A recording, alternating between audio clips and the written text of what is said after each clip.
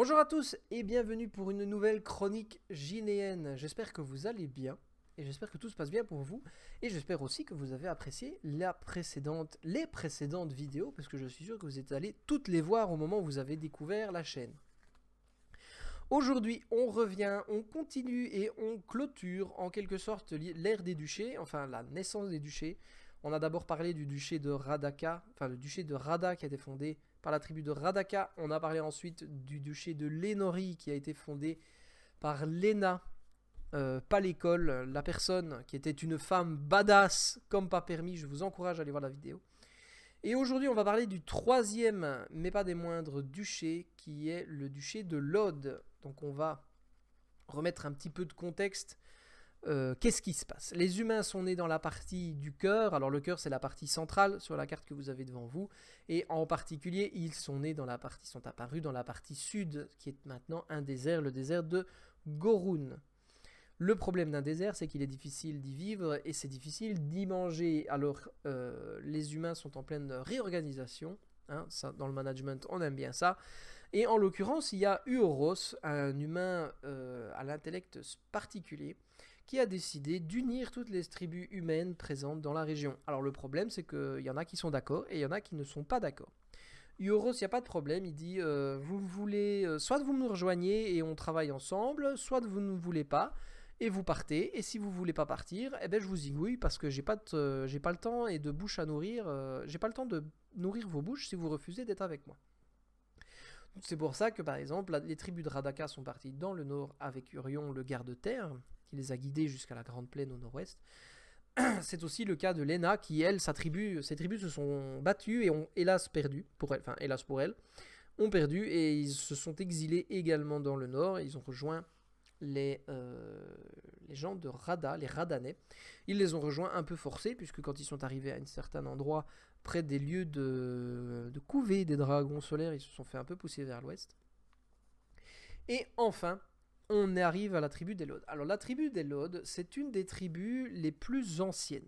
Ils y vivent dans la partie méridionale du cœur et de la région de Gorun, du désert de Gorun. Ils vivent le long du bras de mer que vous voyez qui passe entre l'île triangulaire au sud. Et c'est aussi une des tribus les plus respectées. C'est d'ailleurs la raison pour laquelle Uoros a attendu longtemps avant de venir à eux, puisqu'ils avaient besoin de puissance militaire conséquente pour pouvoir mettre son point sur la table. Les Lodz, c'est une société assez raffinée. Bon, une société raffinée autant qu'on peut l'être quand on vit dans des maisons en cuir et en bouse séchée, un peu comme Orgrimmar pour ceux qui ont la référence. Et ils ont également un code d'honneur qui est extrêmement poussé. Les Lodz. Ils sont dirigés par un conseil de sages et le chef de la tribu, en l'occurrence, c'est Lekis. Lekis qui est le chef de ce conseil de sages. Lorsque Uoros arrive avec son armée et qu'il vient voir les Lodz en mode bon ben les gars, maintenant c'est votre tour, vous voyez, là, ça c'est tous mes copains, qu'est-ce que vous faites? Parce que les Lodz sont très nombreux également. Et ce sont aussi d'excellents guerriers. Eh bien, les sages, ils disent non, merci. C'est gentil, mais non, on passe. Mais le problème, c'est qu'ils passent, mais ils se rendent bien compte qu'ils vont se faire exterminer s'ils refusent de rejoindre et de partir. Donc, ils disent non. Et Uoros dit bon, bataille. Bataille. Donc, Uoros prépare ses armées et les sages disent bon, il faut qu'on fasse quelque chose. Il faut qu'on fasse quelque chose pour sauver notre peuple. Et en l'occurrence, les Lodz ont une particulier, c'est que ce sont d'excellents marins. Alors vous me direz pourquoi est-ce qu'ils partent pas par la terre? Parce qu'il faut traverser tout le désert et c'est pas top. Surtout quand on est entre guillemets exilé, on n'a pas forcément d'assistance, etc. Donc les Lodz sont d'excellents marins. Ils ont dit bon ça va, on va partir par la mer.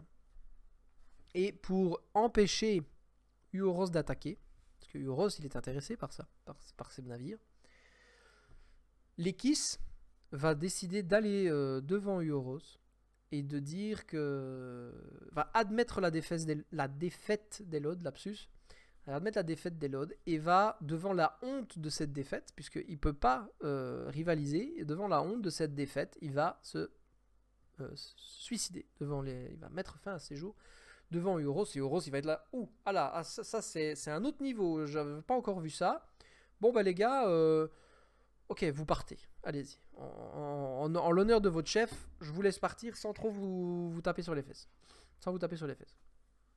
Donc les Lords, d'excellents marins, montent sur leur navire, tous une armada de navires qui partent, et qui partent vers l'ouest. Faut savoir que la cartographie à l'époque, c'est pas top, mais à l'est, ils savent que c'est l'océan, donc ça les intéresse pas d'y aller. Ils préfèrent longer les côtes jusqu'à trouver un lieu propice pour vivre. Donc ils partent vers l'ouest. Alors vous me direz, mais pourquoi est-ce qu'ils ne s'installent pas sur l'île au sud? Eh bien parce que l'île au sud, c'est la demeure des Razari. Qui sont les Razari? À l'époque, l'île donc faisait partie du continent et c'était une terre calès. Donc les calès qui sont une race reptilienne extrêmement belliqueuse qui se castagne avec tout ce qui bouge, même les dieux. Eh bien, au moment du bannissement, lorsque l'île s'est détachée, eh bien, il y a toute une partie de la société calès qui s'est retrouvée piégée sur cette île. Et voilà, ils sont là, ils sont coincés, ils n'ont pas de bateau, donc ils apprennent à vivre là. Et donc quand les humains partent, ils voient les calès, ils voient la société calès, et ils savent que c'est pas des gens gentils.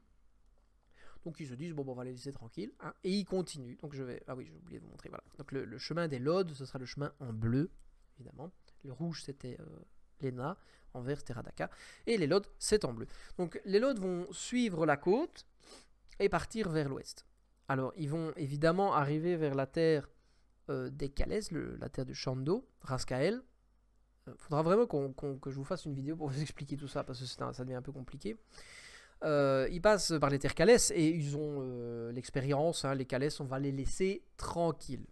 Et là, il y a un petit archipel sur la gauche, qui est l'archipel Lilachi. Mais à ce temps-là, on ne sait pas ce que c'est. Et moi, je vais vous le dire parce que, voilà, je vous fais ça cadeau, c'est inclus dans la vidéo. Les Lilachi, ce sont les humains qui ont suivi le dieu de la lumière, qui ont suivi Lilka. Ça, on en a parlé dans la vidéo sur l'héritage des hommes.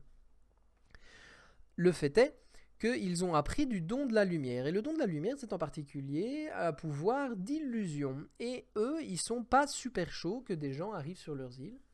Du coup, qu'est-ce qu'ils font? Ils camouflent l'entièreté de l'archipel comme une tempête va vous faire faire 3 tours dans votre slip sans toucher l'élastique.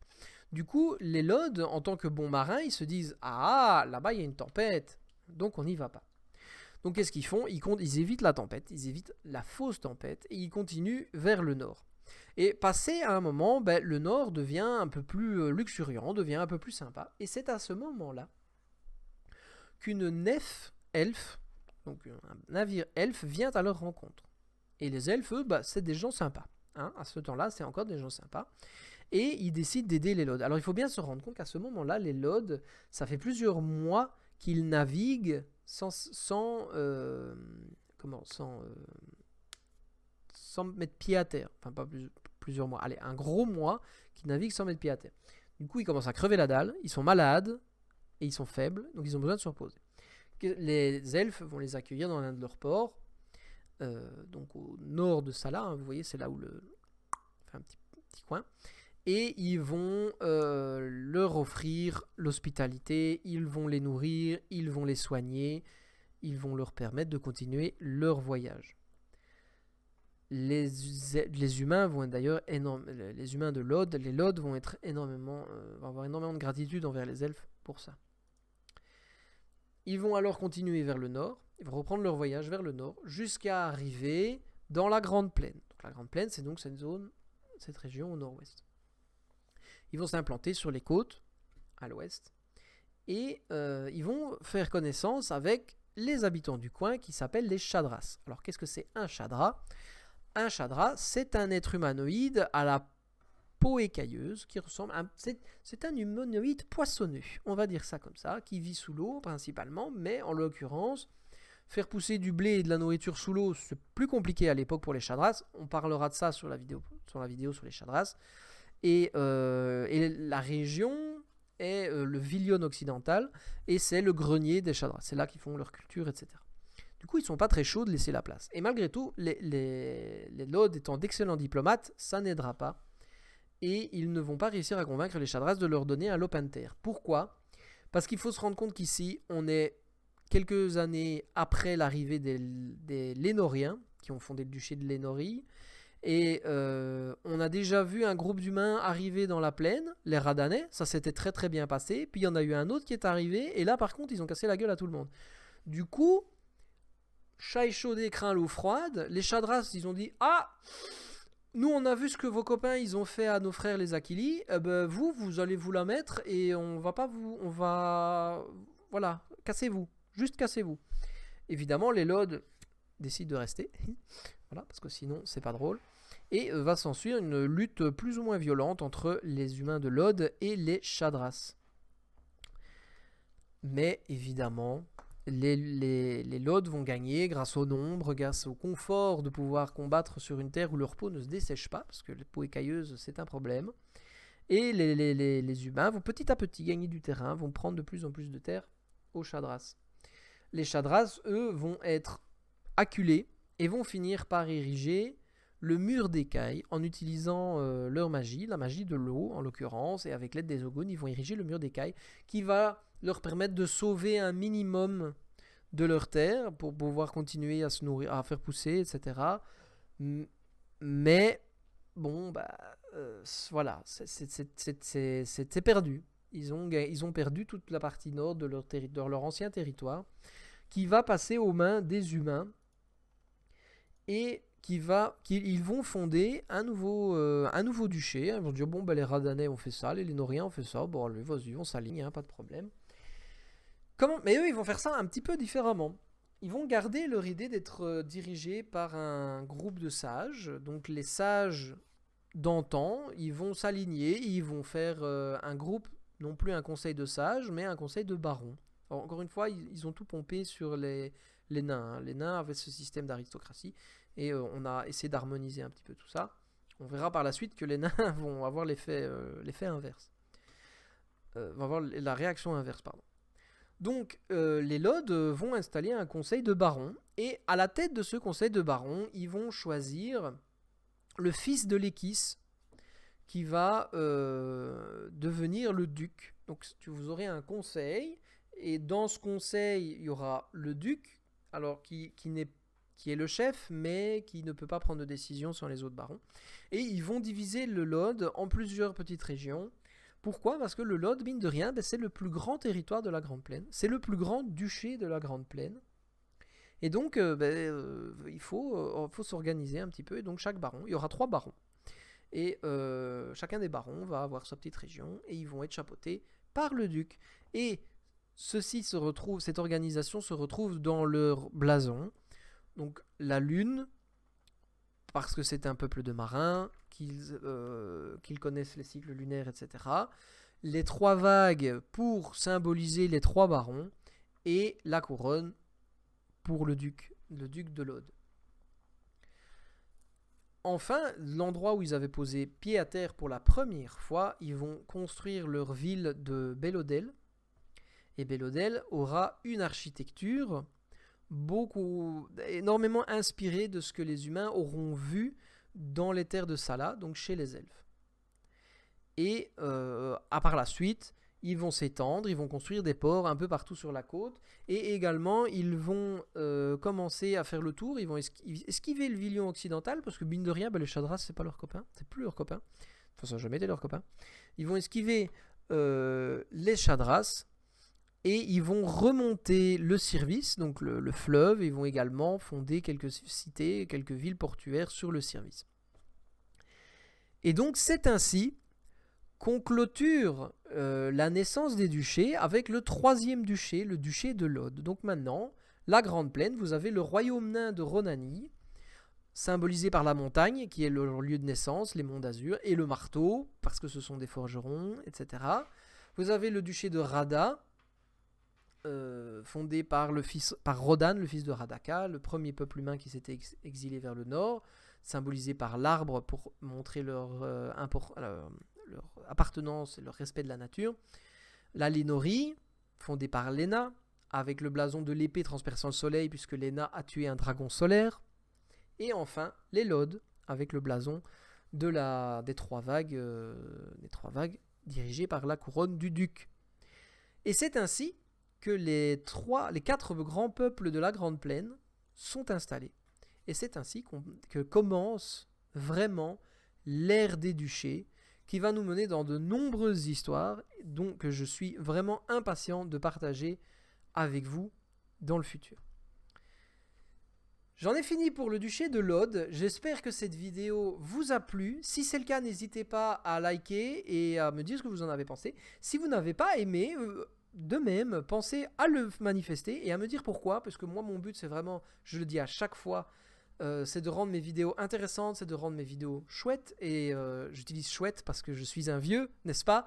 Et je suis vraiment impatient d'avoir vos retours et je souhaite vraiment rendre ces vidéos intéressantes autant pour vous que pour moi. N'hésitez pas également à me chercher sur Facebook. J'ai une page Facebook où j'essaie de vous tenir au courant, la page Adribert. Voilà. Rejoignez le Discord, rejoignez ce que vous voulez, la Nimrock TV sur Odyssée. Il y a déjà des vidéos, n'hésitez pas à aller y faire un tour. Sur ce, je vous souhaite à la prochaine fois. On parlera probablement, puisque c'est dans le titre, de l'archipel Lilachi. Il n'y a pas grand chose à en dire, mais on verra. On en parlera quand même et on se retrouve dans une prochaine vidéo. Salut!